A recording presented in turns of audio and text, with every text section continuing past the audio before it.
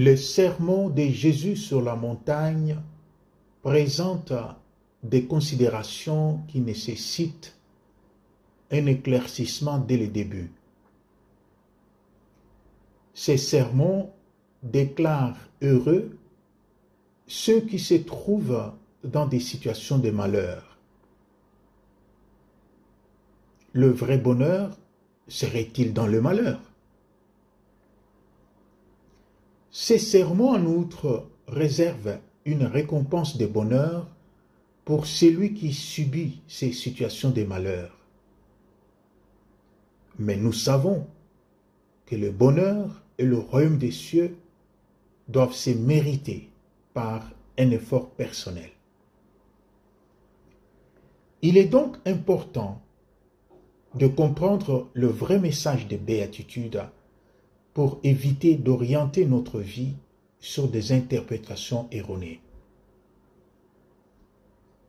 Le texte des béatitudes peut se découper en deux séries.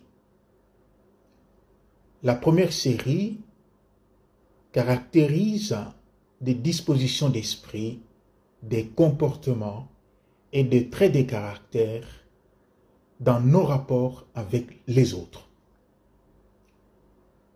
Pauvreté en esprit, débonnaire, miséricordieux, cœur pur, artisan de paix.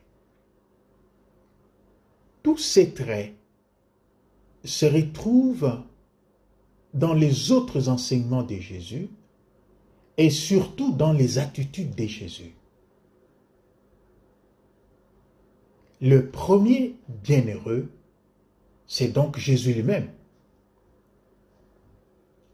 Jésus propose, en partant de lui-même, un mode de vie que lui-même a expérimenté lors de sa vie terrestre. Les comportements proposés par Jésus se présentent comme les contre-pieds exacts des comportements dominants de nos sociétés humaines. Les orgueilleux, les hautains, les violents pour ne citer que ceux-là, génèrent dans notre société des situations de violence, des rapports de force, de vengeance, des turpitudes liées à la soif du pouvoir, à l'affirmation de soi, à la négation d'autrui. Les béatitudes soulèvent ainsi une question existentielle, une question essentielle. Quel avenir, moi, chrétien, aujourd'hui, je voudrais offrir à notre humanité? Est-ce que je voudrais offrir avec mon orgueil un avenir de violence et d'égoïsme? Ou je voudrais, avec ma simplicité, offrir un avenir de paix, de partage et de concorde? Les béatitudes rappellent aux chrétiens qu'ils sont sur le bon chemin et qu'ils doivent persévérer pour ne pas céder au découragement. Les chrétiens peuvent se dire heureux, car malgré tout, malgré la situation de la société, ils restent les bénéficiaires d'un don qui est celui de la puissance de Dieu qui s'est paradoxalement manifesté non dans les dorures des palais, mais sur la croix.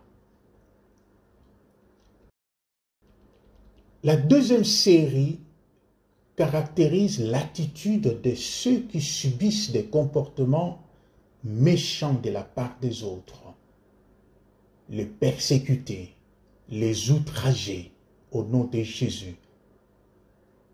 Les persécutés au nom de Jésus sont aussi heureux, nous déclarent les béatitudes. Affirmation difficile à accepter par le peuple juif qui écoute directement Jésus, car il était opprimé par les Romains et ce peuple attendait de Jésus l'accomplissement du dessein de Dieu comme annoncé avec force par Jean-Baptiste.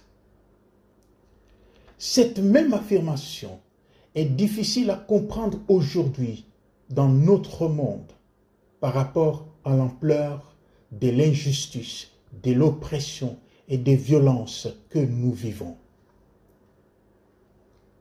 Cette affirmation est difficile à comprendre pour le païen, puisqu'elle devient source de contresens dans l'esprit de non-croyants. Les béatitudes ne sont pas à comprendre comme la promesse d'une certaine rétribution. Elles ne sont pas non plus la négation de la souffrance ou de la légitimité d'un sentiment d'injustice. Il ne s'agit pas d'enlever aux béatitudes leur force consolatrice pour ceux qui sont persécutés. Il ne s'agit pas de se laisser anéantir par ces souffrances à cause des promesses que les béatitudes proposent. Il est question de se savoir aimer.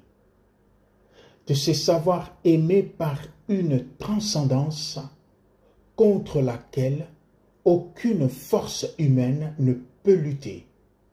Et cette transcendance donne la force de résister à la détresse morale et donne la force de se relever. Alors, au-delà des souffrances et des injustices, nous pouvons être heureux. Non pas parce que nous avons souffert plus que les autres, mais parce que malgré ces souffrances, nous avons gardé confiance dans le Seigneur jusqu'au bout. Et le vrai malheur d'un homme, c'est de s'éloigner de Jésus, c'est de s'éloigner de Dieu, c'est de s'éloigner de la force que Dieu donne pour résister et rester debout. L'accès à cette qualité de bonheur passe par une rencontre qui exige un travail sur soi-même. Et ce travail sur soi-même commence par une invitation. La parole forte de Jean-Baptiste que Jésus reprend au début de sa vie publique. Convertissez-vous, car le royaume de Dieu est proche.